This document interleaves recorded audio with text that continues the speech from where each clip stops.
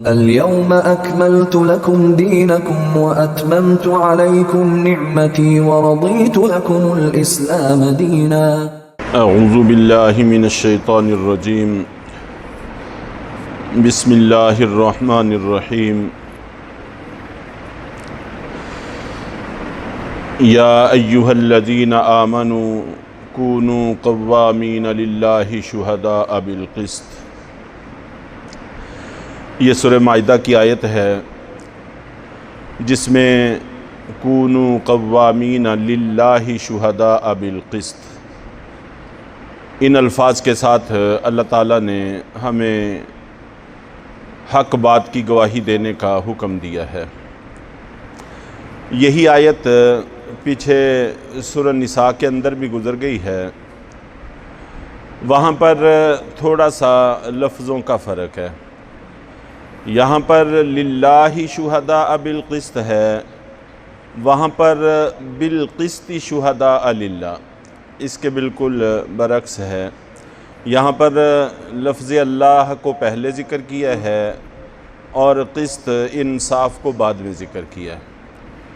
और सूरह निसा के अंदर बिल क़िस्त को पहले ज़िक्र किया है और लिल्लाह के लफ्ज़ को आखिर में ज़िक्र किया है। ये थोड़ा सा फ़र्क है।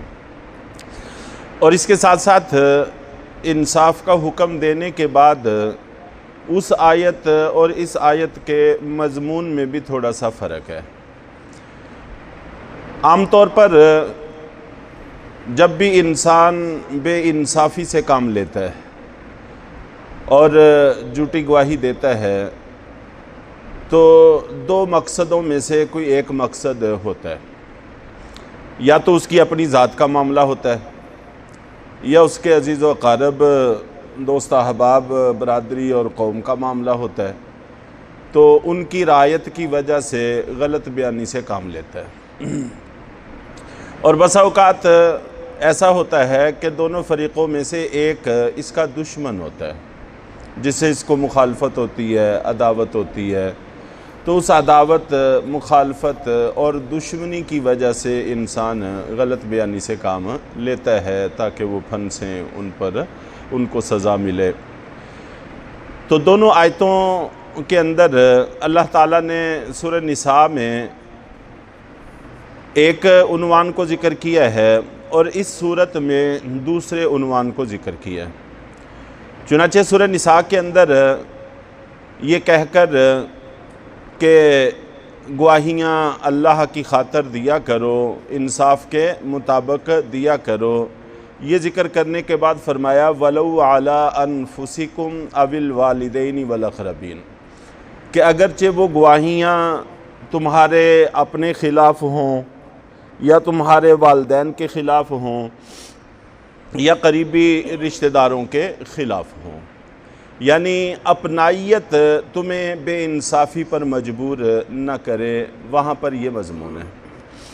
और यहाँ का मज़मून भी हमारे सामने है कि बिलक़िस्त ज़िक्र करने के बाद फ़रमाया वला यजरिमन्नकुम शनआनु कौमिन अला अल्ला तादिलू, कि तुम्हें किसी कौम की अदावत, दुश्मनी इस बात पर आमादा न करे कि तुम बेइंसाफ़ी से काम लेने लगो, बल्कि इंसाफ़ करो, अल्लाह से डरो।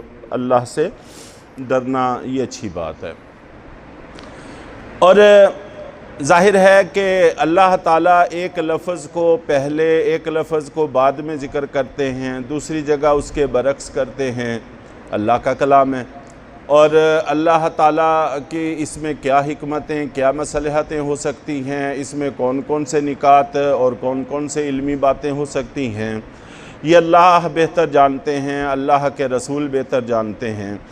लेकिन एक बात जो हमें यहाँ पर समझ में आती है, मुफस्सिरीन ने जिसका तज़किरा किया है, वो बिल्कुल वाज़ेह है कि सूरह निसा के अंदर आप जानते हैं कि वहाँ पर इंसाफ का हुक्म दिया और हमें ये बताया कि अपनाइयत तुम्हें इंसाफ से हटने पे मजबूर न करे।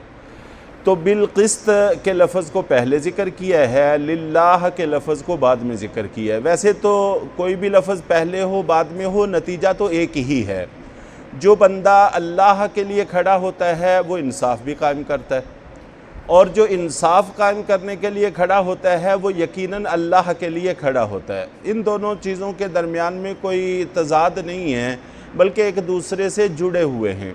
इंसाफ के लिए कायम होने वाला अल्लाह के लिए काम करता है, और अल्लाह के लिए करने वाला इंसाफ पर ही कायम रहता है, इंसाफ से हटता नहीं है। लेकिन फिर भी चूँकि इंसानी फितरत है और अल्लाह का हुक्म भी है, इसके जहन में ख्याल आ सकता है कि अगरचे इंसाफ करने का, इंसाफ की रायत का भी अल्लाह ने हुक्म दिया है, लेकिन अजीज़ व अकारब की रायत का भी तो अल्लाह ने हुक्म दिया है। अजीज़ व अकारब की रायत करना, उनका ख्याल रखना, ये भी अल्लाह का हुक्म है।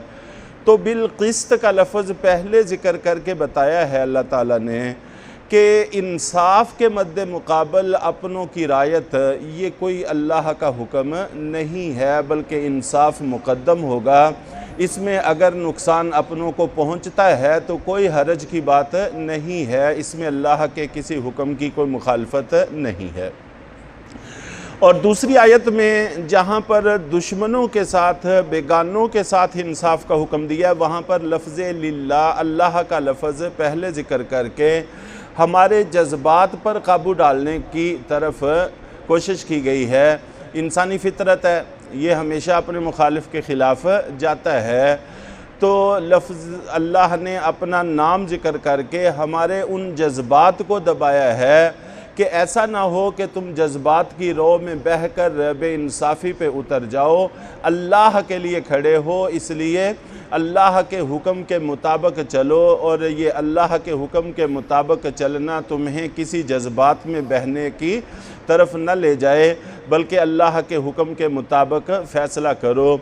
ये थोड़ा सा फ़र्क उलमा ने लिखा है, वगरना नतीजा बहरहाल एक ही है। खुलासा लुब्बे लुबाबी यही है कि मद्दे मुकाबल चाहे अपना हो चाहे बेगाना हो, जब बात तुम्हारे हाथ में है, तराजू तुम्हारे हाथ में है, तो फिर एक ज़र्रा बर उसमें बेइंसाफ़ी की बात करना ये तुम्हारे लिए दुरुस्त और जायज़ नहीं है, बल्कि इंसाफ के ऐन मुताबिक अमल करने की कोशिश करनी चाहिए।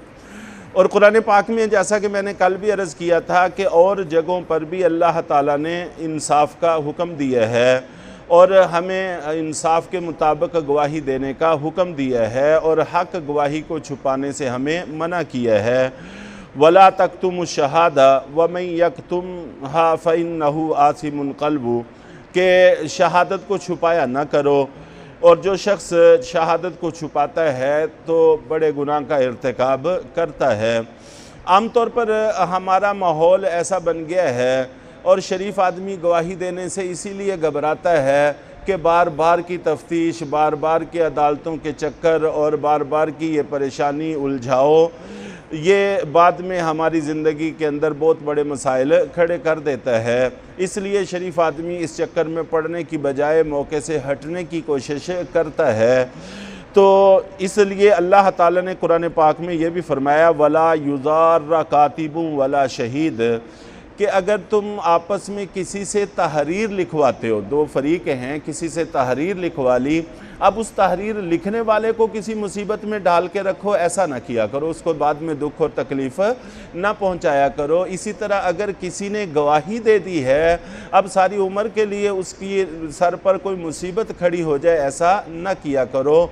वला युज़ार कातिबुं वला शहीद, के लिखने वाले को और गवाही देने वाले को दुख और तकलीफ़ न पहुंचाया करो।